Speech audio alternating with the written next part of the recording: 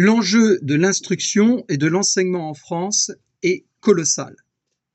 Et même si les jeunes ne sont absolument pas au rendez-vous et même quelque part se mobilisent entre eux pour être à l'opposé de ce qui est bon pour eux, c'est d'être enseignés et instruits, il faut reconnaître que le monde adulte, dans le cadre de l'éducation nationale et dans le monde des professeurs et des éducateurs, franchement, manque totalement de maturité.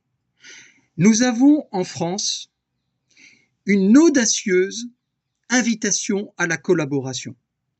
Nous avons des établissements publics, des établissements privés sous contrat et des établissements hors contrat. Et nous allons entendre, via les syndicats, la tendance philosophique et idéaliste politique de gauche ou de je ne sais quoi, qui va nous prétendre que les vrais professeurs se trouvent dans le public, que les professeurs dans le privé sous contrat sont des opportunistes et sont des chercheurs au fric, et que les professeurs du hors contrat ne sont pas de vrais professeurs. Et pendant ce temps, nous ne nous concentrons pas sur ce qui est l'essentiel du devoir de l'État, c'est-à-dire jusqu'à 16 ans pour le jeune d'être instruit.